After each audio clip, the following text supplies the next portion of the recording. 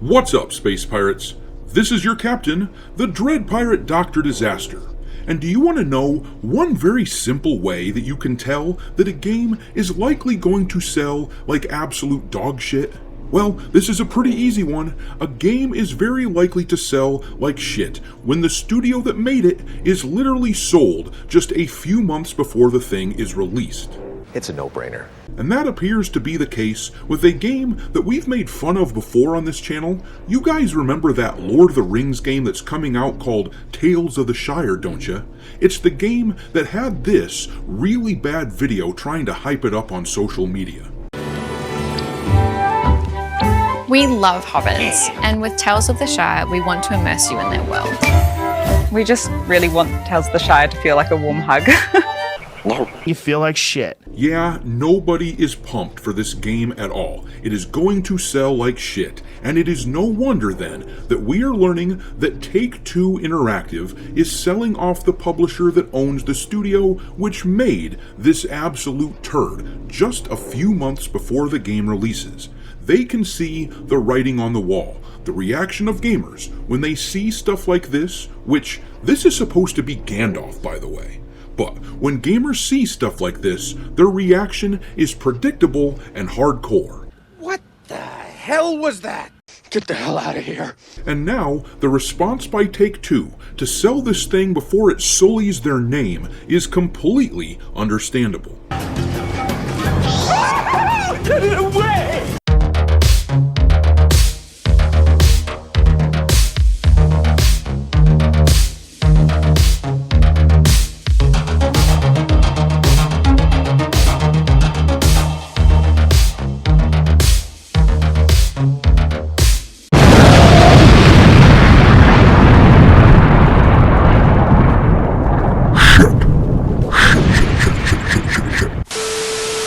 Alright, me hearties, make sure you like this video and subscribe to the channel if you haven't done so already, and also, don't forget to follow me over on Twitter or X, or whatever you want to refer to it as these days. I keep a list on there of games lousy with wokeness pinned to the account at all times for your reference. My handle over there is Dr. Disaster1.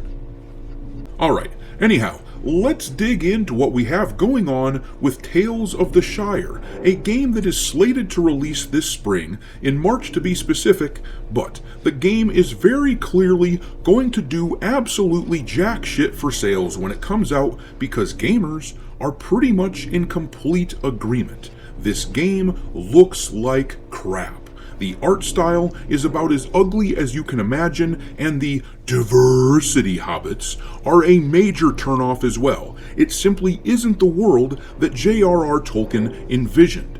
And I'll say the same thing for this game that I say about the Rings of Power. If you want to include dark-skinned characters in this world, then make a game or a movie or whatever about the Easterlings. They were literally described as swarthy or dark-skinned people.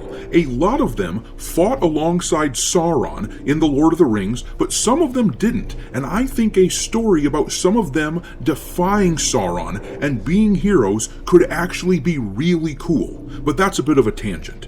Anyhow, the art in this game is one of the chief problems that it suffers from. The art is purposely ugly. It's as if they were going for the so ugly, it must be kinda cute vibe. The sort of thing that I get when I see a bulldog, but it just doesn't work for this game, and the vibes on it are actually just really, really bad. Every major video for this game that I look up is ratioed to hell. The official announcement trailer from a half a year ago, it got ratioed right away. The IGN preview video from about 4 months ago, it got ratioed into oblivion. The half-a-minute release date reveal video, it got ratioed too. And then the IGN gameplay video from last month got ratioed to hell as well. They just can't put out anything for this game without gamers swooping in to completely destroy it. Like this guy here who wrote on the IGN gameplay video, looks like one of those fake ad games. Cast it into the fire!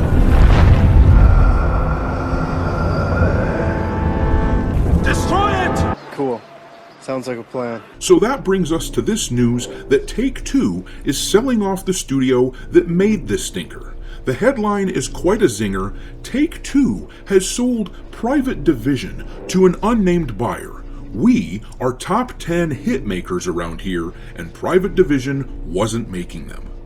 Oh, that's gonna hurt! Take-Two Interactive has confirmed that it has sold Private Division, the high-end indie publishing label it launched in 2017, to an undisclosed buyer, along with substantially all of Private Division's live and unreleased. The one exception is No Rest for the Wicked, the action RPG that launched into early access earlier this year, which Take-Two will continue to support. And you've got to think that if Tales of the Shire had any traction at all, then Take-Two would insist on this game staying under their umbrella the same way that they're doing with No Rest for the Wicked.